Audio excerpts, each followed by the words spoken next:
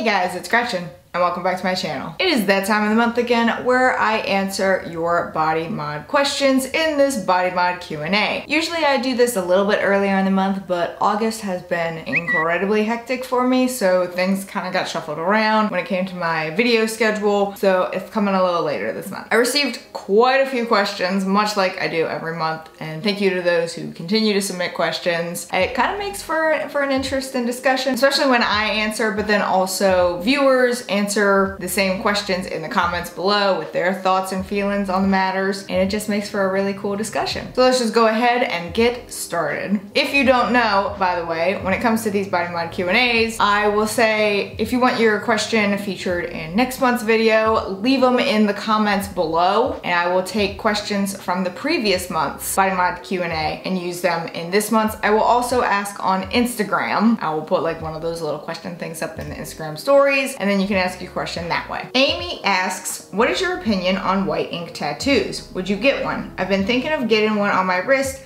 That way it's not as noticeable. So before I got any tattoos, when I was kind of thinking about tattoos, I actually thought about getting a white ink tattoo. I also have an entire video on white ink tattoos if you want to go check it out. At this point, I don't think I would get a white ink tattoo anymore, just because they are more prone to just completely disappear, not even after a period of time. Like, I've known people who have gotten white ink tattoos and they've disappeared after 6 months. So I don't think I would personally get one at this point. The only reason why I thought about it way back when was because I was like, I want a tattoo, but I don't want it to be noticeable. Now I don't care. I personally would not get a white ink tattoo just because they not just fade, they can straight up disappear, but I do think they are pretty fascinating, and when done correctly, they look gorgeous. They can also look pretty terrible. Clayton ZR says, I have a rook piercing and an upper ear cartilage piercing on my right ear that are still within their first year of healing. Whenever I clean my piercings with gauze, my whole ear gets super red, but there's no pain and it returns to normal eventually. Should I be concerned about the color change? When cleaning piercings, sometimes your ear or whatever site the piercing is at will just turn red, and it's because you're touching it and you're messing with it and you're cleaning it, and it's just getting that blood circulation there. Anxious Teenager asks, I'm at an 8 gauge right now and I took my right one out of my ear to clean it and pus came out of the back of it. Should I stop stretching? So they're referring to stretch lobes. Pus is never good. Doesn't matter in what area. It doesn't matter if it's stretched ears. Doesn't matter if it's like ear piercings, facial piercings. You don't want pus because that means there's an infection. I wouldn't say to stop stretching, but I would say to pause stretching. I would take care of it. I would clean it. At this point, because there's pus, I would clean it every day. Make sure you're taking out your jewelry. You're cleaning around it with some unscented soap, as well as something that's gentle. Just kind of taking care of it, babying it back to a good place. It also depends, does it hurt or is there just like pus there? If there's pain, you definitely want to watch out. You don't want to stretch anymore at the moment, but I wouldn't say that you should stop stretching. Just take care of where it currently is. It's like with any piercing that you may have, cartilage, facial, body. If you start seeing pus, that means there's an infection. Care for it. Heidi asks, thinking about going to the hairdresser, but I recently got my conch pierced. Are there any limitation for that area that I should inform the stylist about, i.e. bumping the piercing, styling products, etc.? So I have never found an issue with my conch before. However, I've definitely found issue with my like outer cartilage piercings, my outer helix ones. I've definitely found that my hair wraps around those way easier than anything else. When I was going to get my hair done, which apparently my hairstylist has left the salon that I used to go to, and I think that must have happened during the whole like shutdown thing, but I haven't gone to get my hair done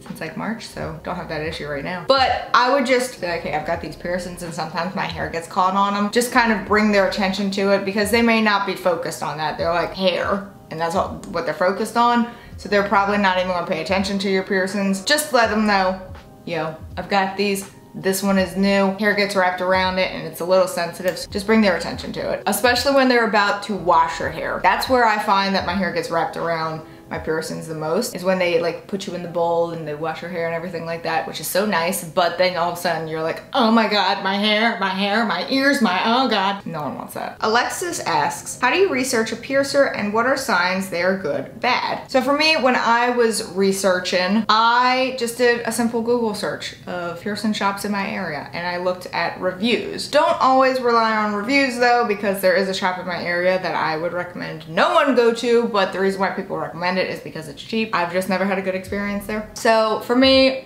Google search, word of mouth, listening to people who have been there before, but take reviews with a grain of salt because sometimes people just may have a chip on their shoulders about a specific place or a specific person, but also do take them into consideration. If you're seeing a bunch say, hey, avoid this place, might be best to avoid this place. If you're seeing a bunch say, I had a great experience here, maybe put it on your list of places to check out. Also, whether or not to tell if they're good or bad, there's like a little criteria checklist, you know, make sure the place is, you know, clean, hygienic, make sure that they're doing things correctly. If they pull out a piercing gun, probably run in the opposite direction. Little things like that that are just kind of, not necessarily common sense, but it's just kind of like, oh, they're following protocol, or that's a good practice. But the main one is if they pull out a piercing gun, just get your butt out of there really fast. Also, if they seem really dirty, like the shop seems dirty and the space seems dirty and they need to wear gloves and sterilize things. There's a long list, but like if they don't meet any of those like major ones, you know, get out. Jamie asks, where and what length are your nostril labres? So I'm not quite sure what you mean by where are my nostril labres, because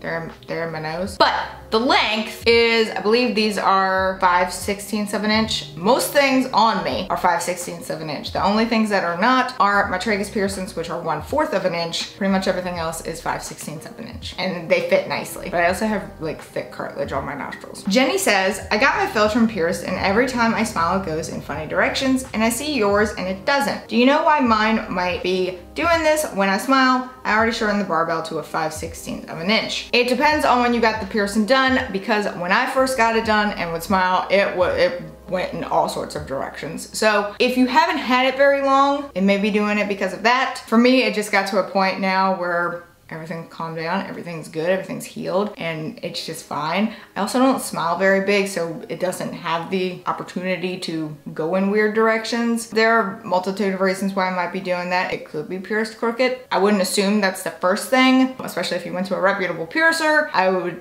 imagine that it's straight and maybe it's just healing still. It could just be like your gums when you smile really big. Like maybe the jewelry is hitting the gum at a weird angle and it's pushing it in an angle. But yeah, I just don't smile very big when I do smile, so it doesn't really do that. Also, my jewelry is really close to my lip without being tight, so it doesn't have the opportunity to hit my gums. But I wouldn't be too worried about it. Sha Wool says, would you ever consider getting tattoos of lyrics? I find them cool, but people told me that they are common and therefore boring. Well, those people are boring themselves because I actually do have song lyrics on my arm right here. I'd say this was like the third tattoo I ever got, maybe, can't quite remember. But it says, take the path that the weak ones demonize, and it is from Disturbed's The Brave and the Bold. So I do have song lyrics. I see nothing wrong with song lyrics. Yana Coman asks, what is your opinion on hand poke tattoos? Do you have any of them? So for those wondering, hand poke is also referred to as stick and poke, which I have done a video about before. I do not have any stick and poke, hand poke tattoos.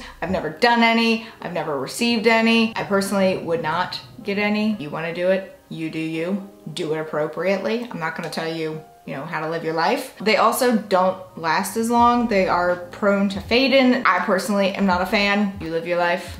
Do what you want. DC Stu says, I would love to know how you change your forward helix. Well, when I eventually change my forward helix, I'll let you know. I actually haven't changed it yet at all. So yeah. Raquel asks, what jewelry is best to put in a 16 gauge nostril piercing? So mine is an 18 gauge, so I can't speak to the 16 gauge, but you've got a variety of different types of jewelry you can put in there. I personally prefer a labre, like the push kind. That's pretty much what I have in all of my piercings up in my ears. I also have it in my nostrils. And for me, I just find that they hold better and they don't irritate the inside of my nostrils, much like an L shape or a corkscrew do. I also don't like nose bones just because I don't feel they're secure enough. It's personal preference, but for me, I prefer a labre. B. Peterson asks, I got my nose pierced in December and don't know what gauge they used. What should I buy? Typically nostril piercings are gonna be an 18 gauge. Sometimes they're a 16 gauge, sometimes they're a 20 gauge. 18 might be a good middle of the road one to pick. However, you can always call the shop and ask them, hey, what is your standard size for piercing nostrils? And they'll tell you. Planner Anna asks, do you have any piercings that if they came out, you wouldn't get again? I don't think there are any that I wouldn't get again. I might consider changing their placement, and that would be any of my like outer helix ones, but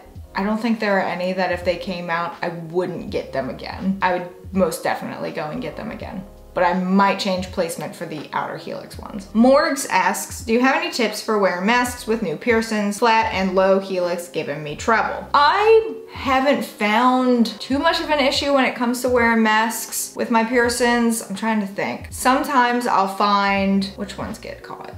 Sometimes my conch will like get hung on the straps. Sometimes when I'm first putting it on, it'll try and get stuck on my forward helix when I'm just like putting it over my ears. But really and truly, because all of my masks, the straps sit right in that groove where the ear and the head meet, I haven't had any issues. Sometimes when I take them off, they'll snag though, like, or they'll try and cling to my outer helix ones. Basically, it's just making sure that your mask fits your face so that it can fit snugly in that groove where your ear and your head meet, because if it's loose at all, then you will experience the straps like pulling on the earrings. They'll hook to the backside. So just making sure that your face mask actually fits your face is pretty key to make sure that it doesn't mess with your piercings. A coffee has stopped says, I have an old belly button piercing that's closed. Is it possible to re-pierce it? Absolutely. Better yet, you might want to go check out with a piercer and be like, hey, I had a belly button piercing. It's closed up now. Do you think it would be doable to pierce through any scar tissue? More than likely, they'll say yes. They may tell you that it may hurt more because there is scar tissue from a previous piercing, but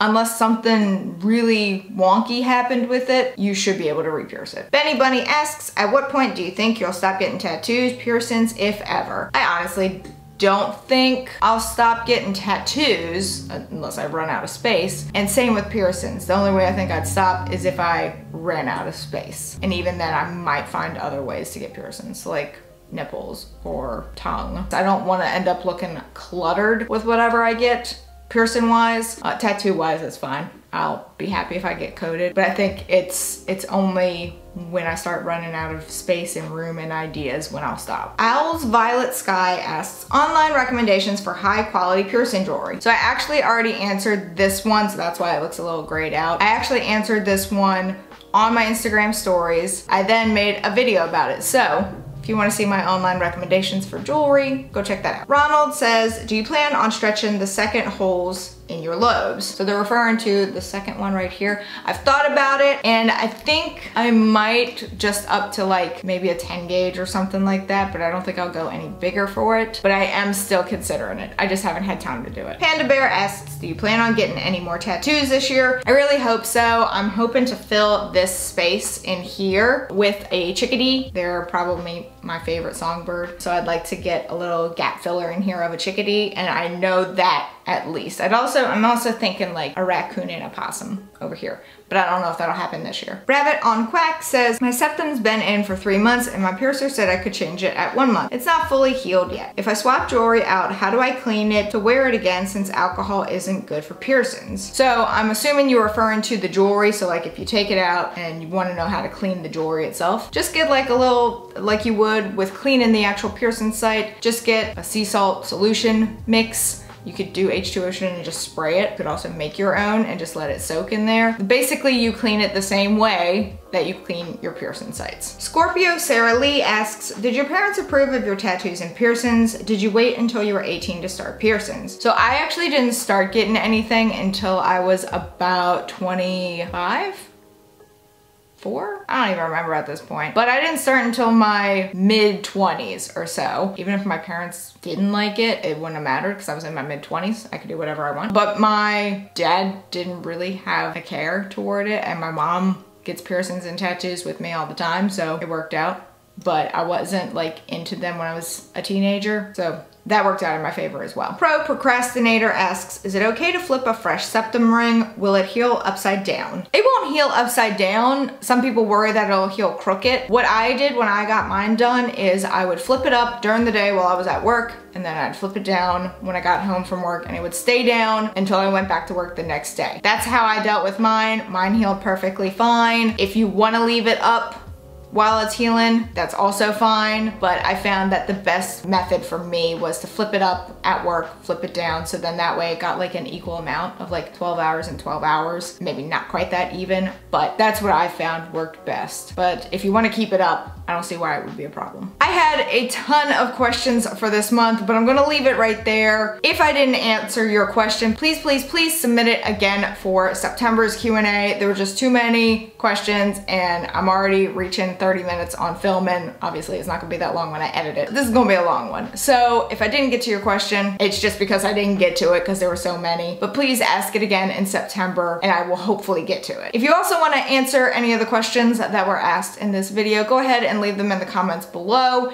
If you would like to ask a question for September's Q&A, leave those in the comments below. But that is it for this video. If you enjoyed it, please give it a big ol' thumbs up. Go down there and hit that subscribe button, wherever it may be, because I don't know. Even though I do, this is just my shtick now. Also hit that notification bell in case you want to know when I upload, and in case YouTube wants to let you know when I upload, because I would really appreciate it. And until next time, bye guys.